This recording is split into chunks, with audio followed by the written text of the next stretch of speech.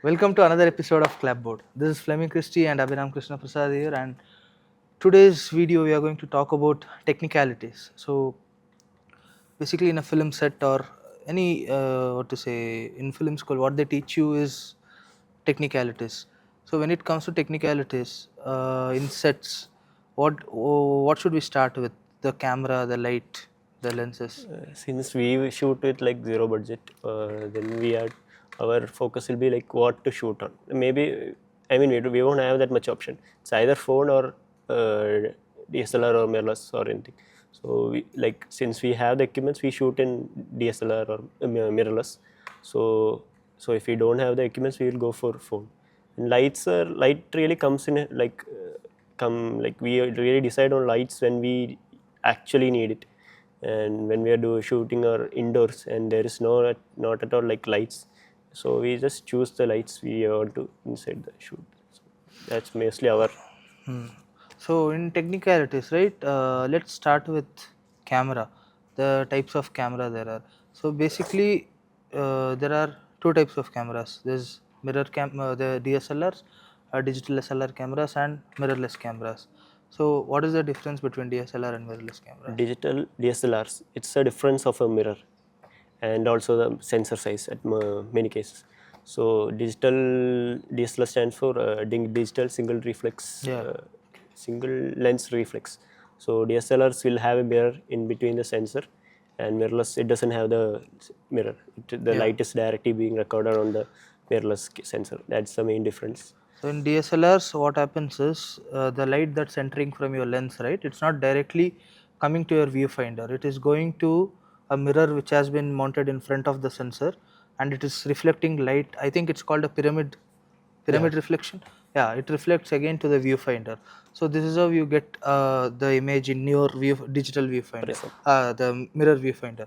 So in mirrorless cameras, basically what they did to reduce the weight of the cameras, they just removed this old mirror cameras because they are now using digital viewfinders. So basically, whatever you see on your LCD or LED screen, it will digitally be shown in the viewfinder. And when it comes to mirrorless camera, there's godfather of cameras. What they use in films are like Cine cameras. So Cine cameras for me, it's only about what to say, the amount of things you can put on Cine cameras, because nowadays what to say, in a film set you need transmitters, monitors, focus pulling gears, and what else, SDI outs. So if you are buying a camera, let's say a Sony FX3 or some what they call as cine cameras, this is cinema line cameras, they are not actually a cinema line camera because they lack with SDI ports and many features that many flexibility that you won't have in a red or ARRI camera. So what do you think in a film set, like is it necessary to use a cine camera? It depends on the platform we are trying to. If you are releasing it on a YouTube or an OTT one, we are not going to there. None of them are going to watch it in a theater. So at the end of the day, even 4K will be fine. So there is in FX30 also and FX3 also there is many 4K with high bit rate and that has very much details like DCI format, those kind of stuff. But when we are showing it on a cinema, like a projector screen on a theater hall, then we'll need a cinema camera. But then it doesn't matter, right? Unless it's shot on a film. Yeah. And why cinema cameras for theaters? Because even Netflix has this rule. The films that are in Netflix has to be shot in certain Netflix approved cinema cameras. All of the cameras are mostly, I think, ARRI, Panavision, and Red, and I think FX9 is in that, FX9 and FX6. So even OTTs are now having rules like this. But the thing is, the detail we are getting, that really differs on a cinema camera, and then if we say like FX3, FX30, so and the flexibility like you told, it also differs very much in a cinema camera. The details we are getting from the blacks, whites, and all the dynamic range, all of the colors, it all differs and it will be better, obviously, from a FX30. Now the lenses. So even in lenses there are, I think, two types or more. More, but we'll just talk about two types. One is what you call a photo camera lens. and cine lens.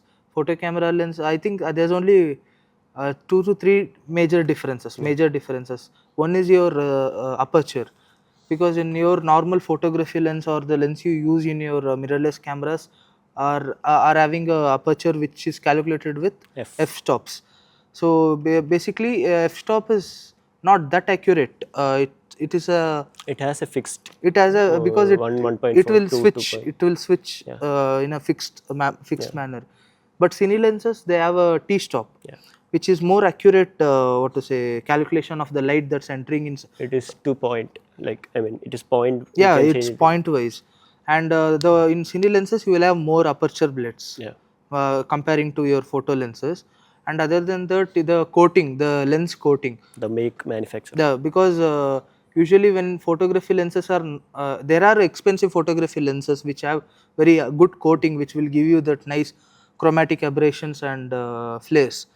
But when it comes to the most lenses that are in market that are affordable, like 20,000, 30,000, they won't have much good coating comparing, because even the lens I am using, the FE 1.8 from Sony, it has a very particular chromatic aberration.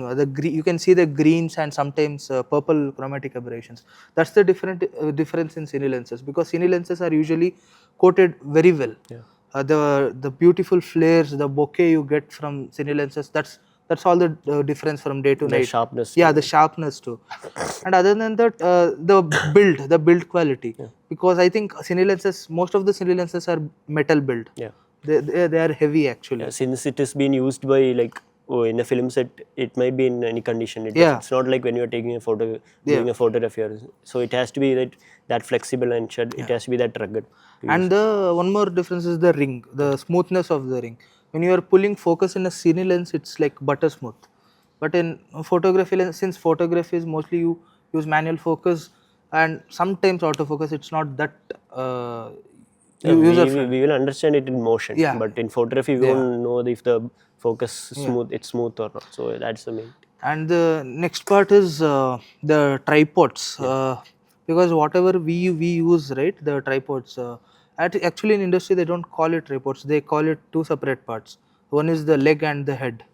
And the head itself, the corner 2585, which they use in most films, are just the head is for your reference, head is just the place where you mount the camera.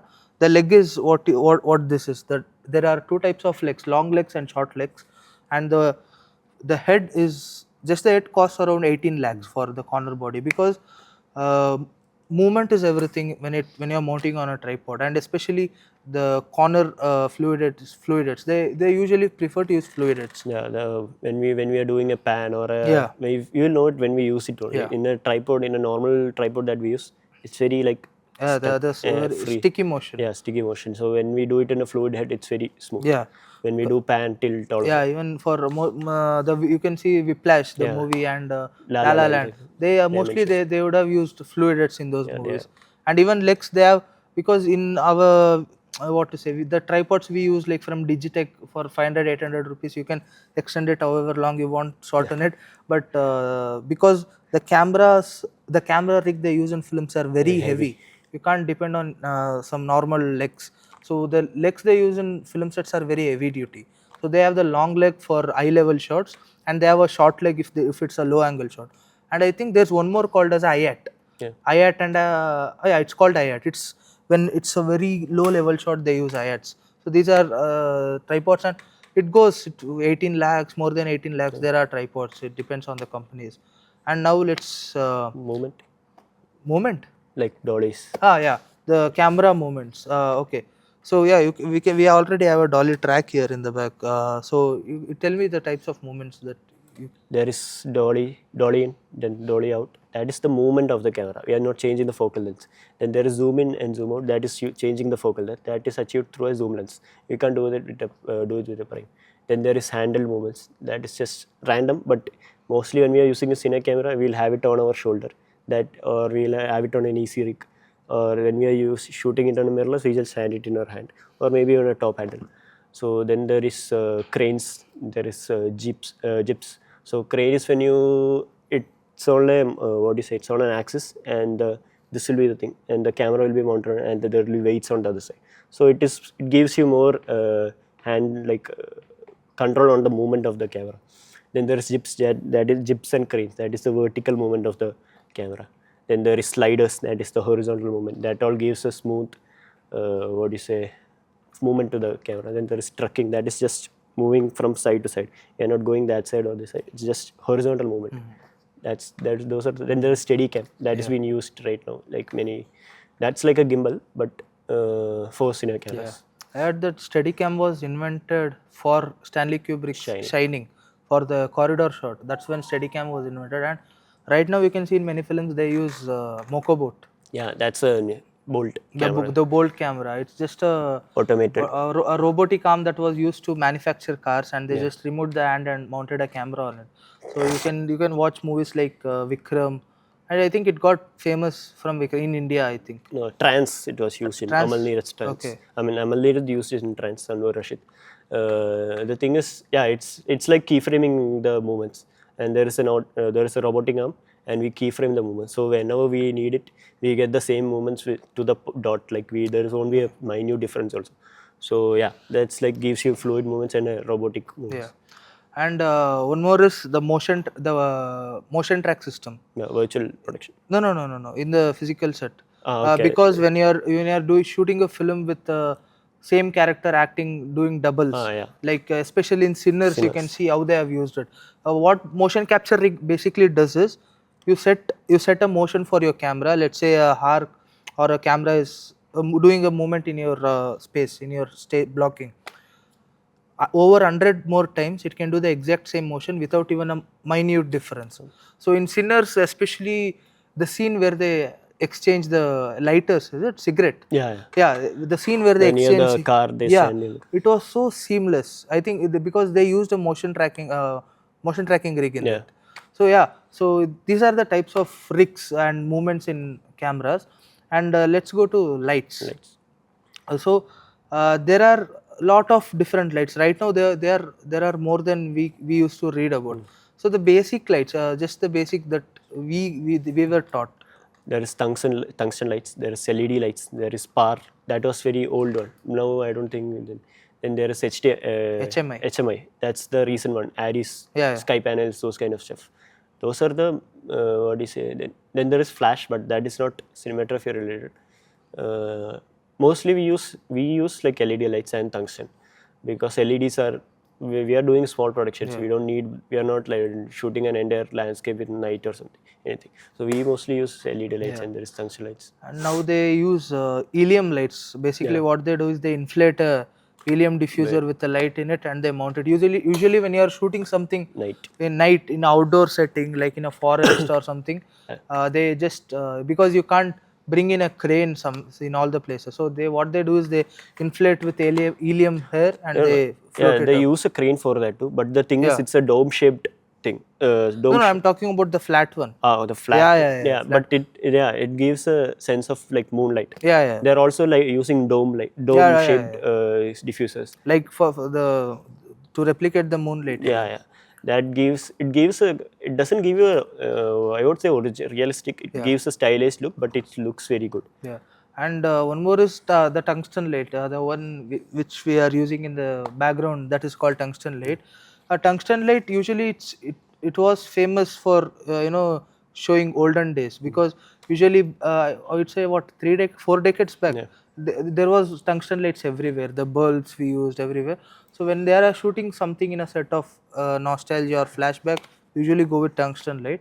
But HMI lights are used for very harsh source of light, because HMI lights are very strong.